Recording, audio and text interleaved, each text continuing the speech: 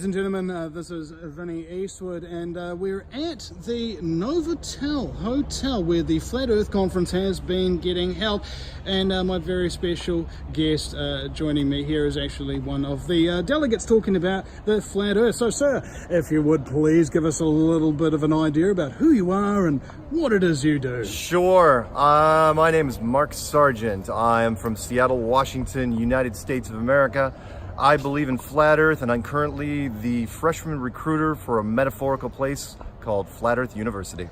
So Flat Earth University, one thing I've been trying to tell a lot of activists, or rather ask a lot of activists about certain issues, regardless of what it is, what was the event in their life that made them say, this was my life previously, right, but this is my life now? What was that moment for you? What flipped me over from a normal life to be one of the front runners of the Flat Earth movement? Is that what the question is? You know, why did you say to yourself, you know what, I really want a hell of a lot of abuse. You know, life is just too fucking easy at this point. Right, you know? right. The moment came for me, I looked at Flat Earth for about 9 months from the summer of 2014 to the beginning of 2015, and I had the Jerry Maguire moment at 3:30 in the morning on February 10th, 2015, where I woke up and I said, you know what? I can't prove the globe in a court of law anymore, so I'm going to ask the internet hive mind, okay, where did I go wrong? In fact, what I said was I made a series of videos called the Flat Earth Clues, which said that the world is not this spinning ball flying through space in 5 different directions and can be snuffed out at any time, and you're just this insignificant speck. You're actually living in a domed building with walls and floor and a ceiling, and it's the most ridiculous, silly idea ever in the history of ideas, and it's an old idea going back a long, long time. Sorry, is the helicopter screwing up? No, it should be fine. Oh, okay. After I looked at it for 9 months, I went to the internet and said, tell me where I'm wrong. And that's when the abuse came. I just made a series of videos called the Flat Earth Clues, which said that I cannot prove the globe in a court of law anymore. Can I prove this? No, but I can create so much reasonable doubt in this that the only place you have left to turn is one of these aspects. And immediately people started contacting me, phone calls and emails, and YouTube channels started popping up and talking about the Flat Earth and the entire concept.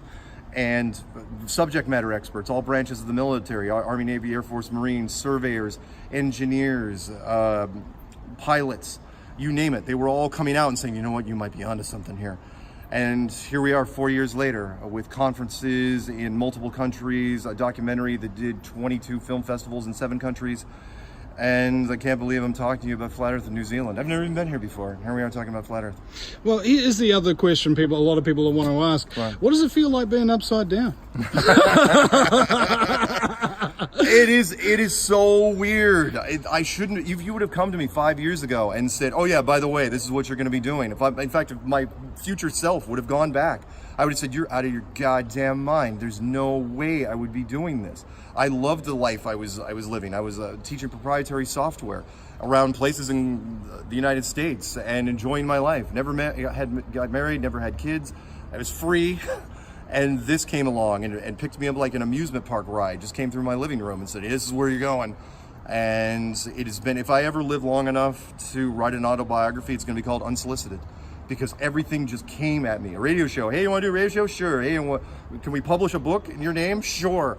Hey, what about giving you money? Google said, okay, let's travel around the world and do conferences. Okay. So, but there is abuse, absolutely. People come at me. I can't even read the YouTube comments on a regular basis. They are horrible. But then again, you could make a movie about a puppy and a kitten chasing each other in a flowered meadow, and within 100 comments, someone's going to go, this is effing gay, thumbs down, unsubbed. So whatever, I take that with a grain of salt. But very few emails are hostile. Very few phone calls are hostile, except for the occasional drunk guy that calls up, yeah, Flat Earth, you dumb dial tone. And the rest of it has been really, really kind. Flat Earth is a positive thing. What makes it different from other conspiracies is that it is not like other conspiracies. It is a message of hope, which is you're not some little Big Bang rock that means nothing. You're actually made for a reason. Now, am I going to name God? No, of course not. There's 5 major religious houses in this world. I'm not that arrogant. But it does hint at spirituality. And this is a message, which is why our numbers just keep rising and rising and rising. And we skew younger. Real quick, the U.gov survey that came out in 2017 British science survey team. They polled 10,000 Americans, said, hey, do you believe in flat Earth? What scared them, and it scared the scientists a whole bunch, is that a third of the 18 to 24-year-olds weren't buying the globe anymore. And the 12 to 17-year-olds, which they can't even talk to, I've talked to them. It's amazing what they have done. So yeah, flat Earth just keeps getting bigger and weirder. Well, that's another thing I wanted to actually get into as well. We talk about other conspiracies, and Right. my motivation in life is to not get enslaved and not get subsequently exterminated, you know, that kind of thing. So, and I think a lot of people are on that wavelength where it's like, let's stop 5G, let's stop UN Agenda 21, let's stop geoengineering, let's stop forced vaccination, let's stop militarized police, let's stop mass surveillance, let's stop the new world order. Sure. Right now, just because the flat Earth is by magnitude technically the largest conspiracy, Yes.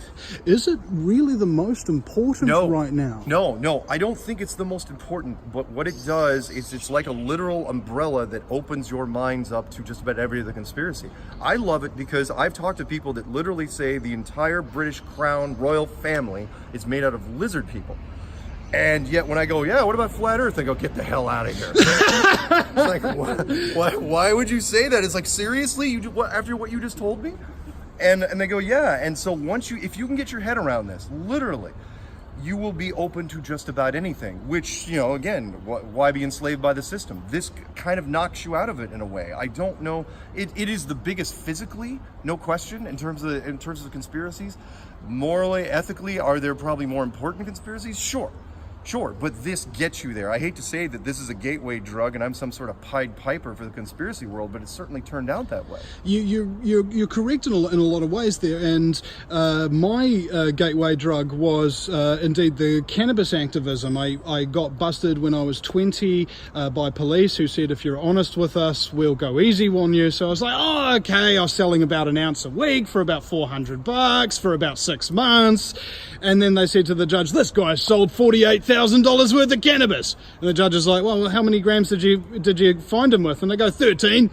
But let's put him to jail for up to 8 years for a first offence with no diversion. This sounds really good. So it was a very rude awakening for me, and I believe that it's not so much conspiracies that actually wake people up. It is indeed trauma. The most valuable lessons that I have ever learned in my life have been those that have cost me the most. I agree. I think there's the same thing that is true for all of us. And regardless of what truth you seek or what truth you try to put out there, if you are not suffering in the process, then, dare I say it, is it still truth? I like it. Even in the creative world, art through adversity. Now, what do we really know? Just to continue on for that, I'm so sorry to interrupt. No, go ahead. Copernicus was persecuted for questioning the shape and the shape of the Earth and that kind of thing. Right. And so I was thinking to myself, what's different today? You got people thousands of years ago or whatever question the shape of the Earth, they get persecuted, and now we've got people questioning the shape of the Earth and they're getting persecuted. Right. Has humanity changed any? I think not. The one thing that seems to have remained a constant is scumbaggery, more or less. Right. Those who wish to take that which does not belong to them and maintain power over other people that they do not deserve. Authority in and of itself, whether you believe you're an authority on the shape of the Earth or an authority on 5G or an authority over a country, all authority can and should be questioned at all times to prevent scumbaggery from taking hold. That's beautiful. That's absolutely beautiful, and you're absolutely right. Which is why, by the way, you would keep this thing a secret. 1 out of every 10 people says, "Why even bother? I still have to go to work in the morning. My spouse doesn't talk to me much. My kids hate me. Why would this even make a difference?" And that is because you're talking about a system that was built to keep you powerless. And by that I mean, why would the government keep this a secret? Well, you can't be the ultimate power if you're not the ultimate power. This, by default, the design means that it was built by someone that was much bigger than us. Well, the government has a problem with that. Sort of like the whole UFO thing, which is, the Air Force can't admit that there's UFOs because UFOs are better than our best fighter planes. So, again, you're not the ultimate power. But yes, power, control. People say, well, what happens? Okay, let's say, for example, why? Would it make a difference? Let's just tell people. So, okay.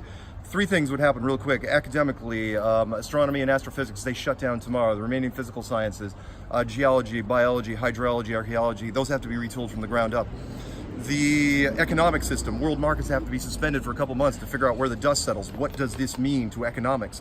And then, of course, the biggest one, spirituality, which is you got the main 5 religious houses of the world, Judaism, Hinduism, Buddhism, Islam, and Christianity. You're giving them all leverage against science simultaneously. And you're asking them not to exact vengeance on a scientific group that has been beating them over the head with textbooks for the last 5 centuries.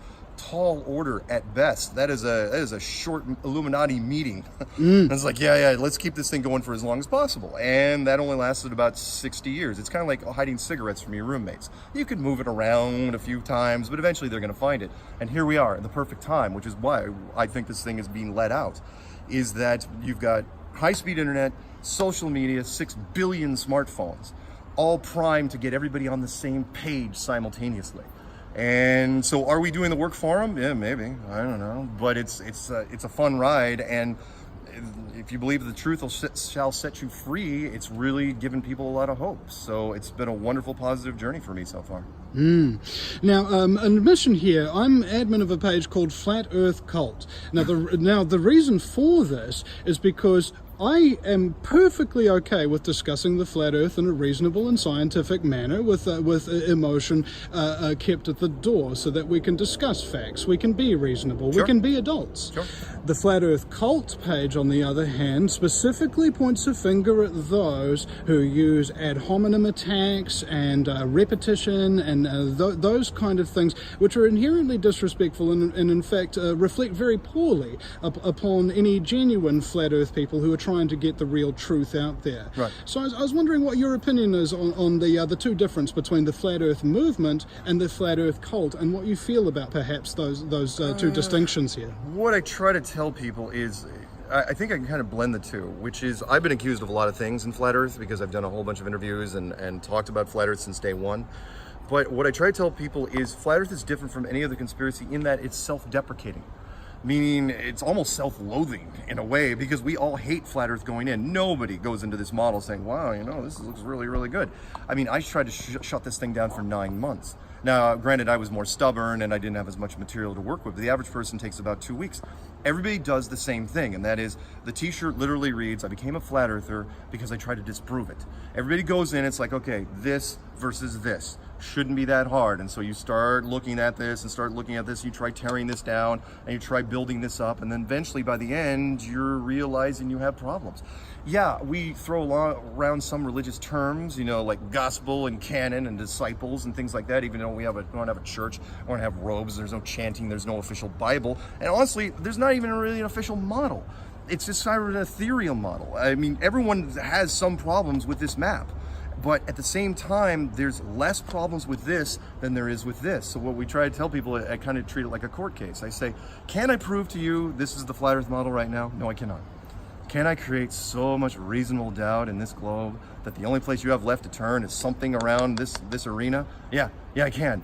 And that's what everyone wants. It's sort of like the Scottish Highlands and the British. And that is, Scottish Highlands, they whack each other to death all day long. But at the very end of the day, they all hate the English. And that's what it is. Everyone hates the globe at the end, and everybody tries to disprove it. So, Flat Earth, do I think there's shills in Flat Earth? No, I don't. Do I think there's members that create bad examples? Sure, of course. You're going to get bad eggs in just about every batch. But for the most part, it's a really, really positive group, and we just keep surging forward. Now, on top of this, we have an element within, say, the generalized truth movement is against the New World Order, right, of this psyop theory, that it's a psychological operation designed to distract people from broader conspiracies that actually are posing currently a real physical threat. Going back to what I was saying just before, and as you've even said, it might not even be the most important conspiracy right now, and I've said for a long time, it's on the points we agree we can come together and collaborate, and the points that we disagree, we can usually table those conversations for another time, maybe a time when we're not under the threat of enslavement and subsequent extermination by ruthless criminal sociopathic scumbaggery, That's a mouthful. Yeah. Nice. You know, I mean, that's the basic idea as well. Yeah. Even though people disagree, does not mean they need to be disrespectful. Right. And even though an idea may seem outlandish, it does not mean you have investigated it enough to disprove it. And, Right. and as you've said, a lot of the people who've gone to disprove it have been the ones who actually wound up being converted by it. Right. And one of my donors has sent me a number of photos and things like that taken by NASA of the Earth that shows the curvature. Yeah. And then he told me to put it into my video editing program where I would peak the contrast up. Now, I did this with a number of different photos, and the contrast, when you pull it all up, the curve along the Earth as it comes up with these beautiful rainbow colors for some reason. And that's actually a digital effect. It shows that the fucking picture has been doctored with. Right. So, and I've looked at a lot of different pictures of curves, this, curve that, and they all seem to come up in the same program with that same photographic doctoring. Right. So that means we've proven that when photos are coming out from space and it shows a curve, that they're doctored. So there's a whole bunch of interesting cans of worms that come out of that. How does GPS really work? Right. How does all of this? And I thought to myself, practical application here. Right. When people discovered, this, that, or the other, this vaccine, or et cetera, and in the conspiracy sense, you discover fluoride, you avoid it. You discover vaccines, you avoid it. Right. You discover chemtrails, you try to avoid them, but you can't. Right. And with the flat Earth, the thing personally that was quizzical about me is, where is the practical application here? Like, let's say I believe it's round today, but I believe it's flat tomorrow. Does my life physically change any? And I believe that in fact it is a psychological change that happens. Yes. You know now that you can be lied to. You know now that you have been lied to, and you know now that the world is not as you think it is. Yeah. And that's how it starts to bridge into all the other conspiracies, just like cannabis did for me, just like 9/11 did for others. It's just one conspiracy, what they call the one truth. Yeah. Anything that is the truth will often link up to other things. Yeah. It's well put. Excellent. Absolutely. So when it comes down to this, what is your ultimate achievement, and what are your concerns for the Flat Earth movement going forward? What would you like them to do, and what would you like them to avoid doing? Oof. Going forward, where do I see it going in the first place, or what I want? I don't know what I want. I definitely don't care about being rich or being famous. I just want the truth. Like a lot of people, I certainly didn't want to get into this as a hobby or definitely a career. But going forward, it's just spreading the word more than anything. I want people to be happier. I want it to be a better world, and that sounds like a kumbaya thing, but it's absolutely what I want. And that is, if I show people an objective or subjective truth, will that change their life spiritually, psychologically? Yes, it will.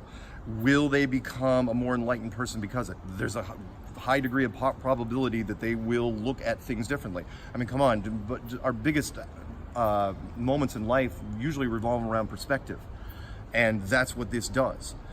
As far as everyone in the community moving forward, as of now, which I wouldn't have said 4 years ago, the first rule of Flat Club is you do not talk about Flat Club.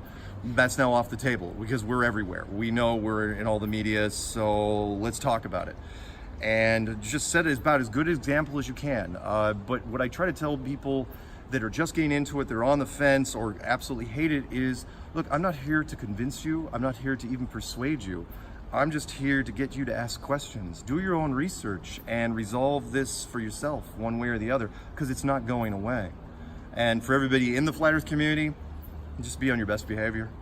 That's all I can ask for. Well, you just set a good example regardless of what it is you preach. Yeah. And this is the other thing as well. I'm so sorry to extend this a little bit. Okay. Now, before I arrived here today, I heard that there was some kind of a very big debate going on that got very heated and that kind of thing. I was wondering if you might actually give us a blow-by-blow. Sure. I was a little surprised. First off, it's rare that we get scientific people that will actually go to these things to debate us. And so we had 2 people from the astronomy club, for lack of a better term, I don't know what you call it down here, and then an engineer and another scientist, and we were all going at it, like, you know. But the problem is what people forget is, there was a panel with myself and Robbie Davidson and Dave Marsh, and we were supposed to talk to them, but the scientists made the mistake of opening up questions to the audience. Well, there's a lot of hardcore members in there, and they're just as good as anybody. And it's like they started firing off questions, so all of a sudden it turned into the room against the scientists. And one of the guys cracked. And he came at me, you know, he was denying everything. He was denying the moonlight temperature, and he was going after altitudes and going after moon stuff. And he finally did a personal attack against me. I've never talked to this guy in my life, and he came after me and called me a racist. And I go, why am I a racist? He goes, you disparaged the Japanese people. And I go, and I knew what he was talking about. When I did the Flat Earth Clues, I said that atomic weapons, what the Americans are using now, the megatons, are nowhere near the toys that were used on Hiroshima and Nagasaki. And he says, well, you're treating war like toys, and you're just, you're diminishing the horrible events there. And I go, you're taking it out of context. It was for a relative, it was giving the size comparison of the weapons. And he didn't care. And before he left, he took this parting shot, and he looked right back at me, and he goes, and I'd like to thank one person. He goes, I'd like to thank you, Mark Sargent, for motivating me to come out here and motivating me to try to educate people. Thank you very much. And then he left, and it was that whole sinister thing. He might as well have twirled his handlebar mustache and tipped his black hat, and that was it. And he walked off. But it was like very dramatic, and it's like, all right, fine. But the other scientists stayed, which was nice. But again, I know that scientists can get frustrated. It's a huge paradigm shift for them. I've said time and time again, if you have a master's degree or higher in any sort of physical science, you are never going to accept this in a million years. You are going to worship this like you always have for at least the 5 centuries that it's been around. And on that note, I'd actually like to add in the Dunning-Kruger effect, which is quite the interesting one. You keep going, but the thing is, Dunning-Kruger effect is a double-edged sword. So on the one hand, you can use it to justify somebody who doesn't have a whole lot of technical knowledge not knowing what they're talking about, but thinking they know what they're talking about. But you can also use it as a way of saying that somebody who does have a whole lot of experience and technical knowledge, that they don't know as much as they think they do, and that there are things that they don't know. So the Dunning-Kruger effect was conducted in 1999, and they had two groups of people. One group of people knew very, very little about the subject that they were being questionnaire on,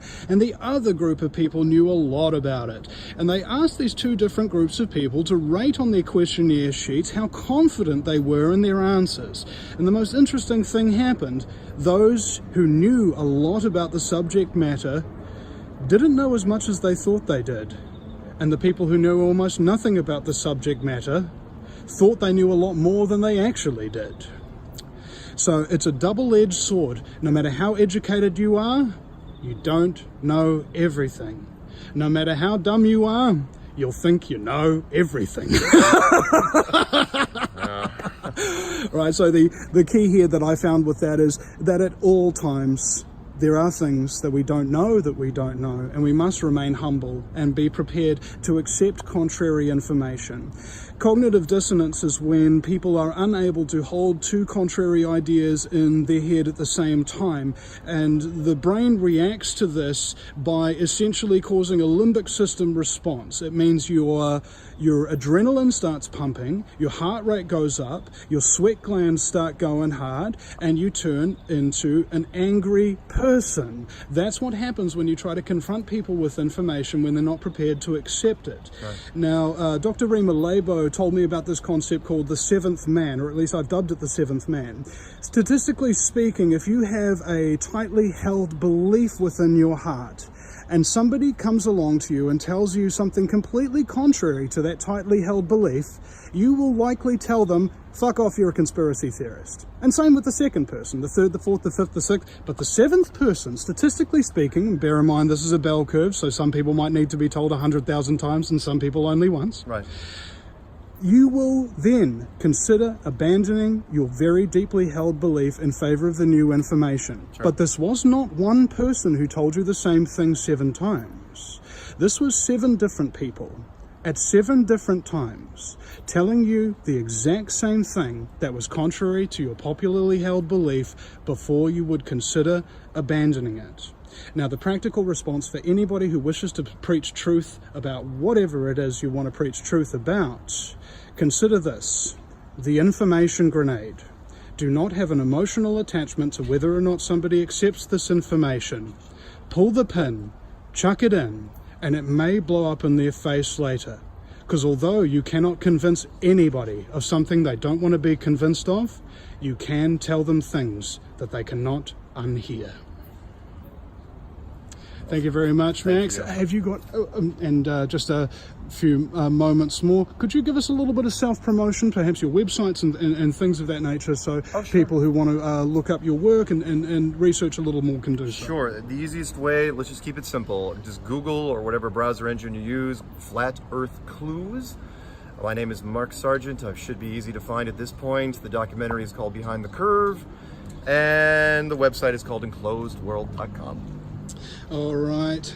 Thank you very much, bro. Thank you. And ladies and gentlemen, thank you very much for supporting the broadcast. This is at the VinnyEastwoodShow.com. That's Vinny with a Y because it's the most important question. And Eastwood, like, go ahead, make my news. It's the lighter side of genocide. Just because we're being exterminated doesn't mean we can't make it fun. Otherwise, what's the fucking point?